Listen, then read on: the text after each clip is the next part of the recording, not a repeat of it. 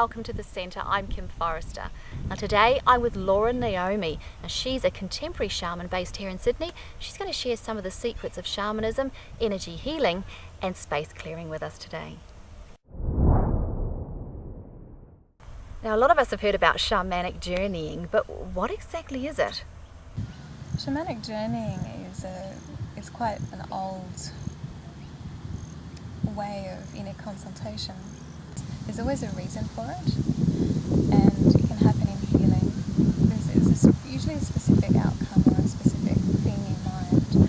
So it can be journeying into a sacred place to talk to your animal guide or your spirit guides, or to go into a place of healing. So you guide the person into a sacred place where they feel safe enough inside themselves to open to a deeper healing. Okay, and so what are the reasons that someone would take a journey? The reason behind that is gathering information. So you're getting information from spirit or the person about something to help you with healing or whatever advisement. Also to find your animal guides, talk to spirit. So it's very much, it can be a very personal thing. Laura, what is soul retrieval? There's energy retrieval and there's soul retrieval.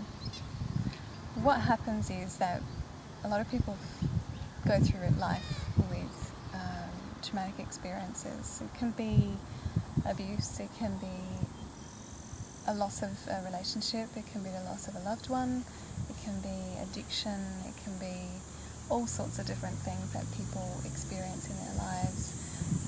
And in traumatic experiences, a part of ourselves is left in that time. And so picture it as if your energy is actually fragmented and your energy is being anchored in other times. That's why a lot of the time we're not present, because our energy is not whole.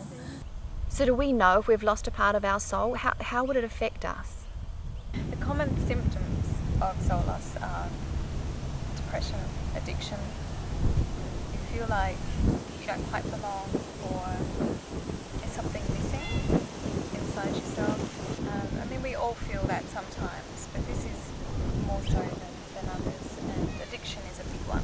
So if we're a whole, Laura, what difference would that make in our lives?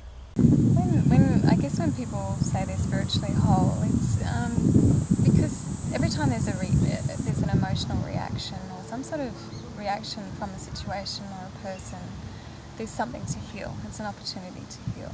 The more you're whole, the less you will have reactions to someone's behaviour. It'll just flow through you. And the more whole you are, the more you will maintain that connection to nature, or maintain that connection to present time and flow. A big part of your work is space clearing. Well, what exactly are you clearing when you clear a space? When you do space clearing, it doesn't matter what space it is, it's the energy in a space. So it's energy that has gained mass, that has got emotion attached to it, has got thought attached to it, that is heavier. And sometimes there's entities or ghosts or spirits around. Sometimes, a lot of it is in the past. So it's energy that's been stuck on the wall or suspended in time. And what spaces can be cleared? Any space can be cleared. So it can be a house, which is very common, and an office, in a corporate environment, the workspace to be cleared. But, there are some very powerful space clearers in the world, and if someone is definitely able to clear a whole city right down to their own energy, so it can be quite vast. So Laura, does the condition of your physical environment actually reflect what's going on energetically? Yeah. The outer energy or the outer space always reflects the inner space. So what would clutter represent, for instance? Because a house represents your mind. So there's too many thoughts, there's too much going on up here. And also emotionally as well, probably. And tell me, can you actually clear the energy around a situation then, or does it have to be a physical space? No, definitely you can clear the energy around the situation, or a circumstance. It's a very psychic thing to do that. Are there some simple tools that we can use to clear the space around us? Well, the first, I think the basic thing to do is to know how your energy is, what's happening in your own energy. To be responsible for our own emotional and energetic state is the key. That's the number one thing. And then, sure, you can clear energy by just lighting some incense, putting some beautiful music on, opening the windows, letting the air come in, natural elements. There's some very simple things like that to do, lighting a candle. So, these things some of us do naturally anyway, and they're actually enhancing the energy of the space. And when you're doing your space clearing, talk me through that. I scan psychically and go, okay, what's happening in the space? And it tells me, okay, I need some sage. So then I sage first, and then I go with the flow. I just see it comes through me. So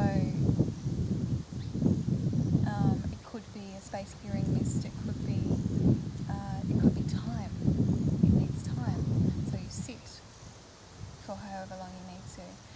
There might be, like I said, entities to clear. So I sit down and I talk to them and see what's going on, and I clear them, and often that clears the space quite powerfully, and then it's just a residual, and then you clear out residual things, which again is often in the past.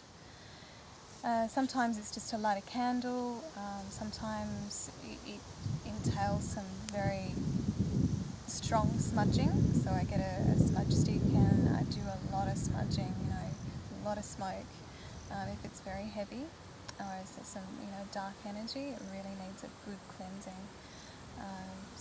And also bells and singing bowls, which I use quite a lot. So it just depends on what's in the space. Depends on what I use. In your work, you talk a lot about gossip, Laura.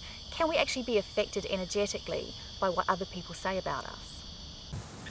One of my mentors used to tell me that gossip can destroy a relationship or destroy a partnership. That's how much of a negative effect it can have on people, because it's targeted energy and it's always negative. And it's taking the thing about gossip is it's taking power away from everybody. It's taking a power away from themselves and also the person that they're gossiping about. You talk about how gossip casts a spell. What do you mean by that? What I mean by gossip casting a spell is that energetically it's almost like a net. It could be a net. It can be a blanketing effect onto the person who's the target. So that's why the person can feel that energy and they don't know what's going on. So they might suddenly start feeling really bad about themselves, or just not good, negative, and they don't know where it's coming from. So the positive form of that is, how can I help the person? How can we clear the energy for this friend? So there's actually a positive way, and that's what tribal people do. That's what women do in tribes. But in modern society, it's around the other way. So we haven't been taught the right way, taught the most effective way to help other people and friends. For more information on contemporary shamanism, including space clearing and energy healing, visit lauranaomi.com.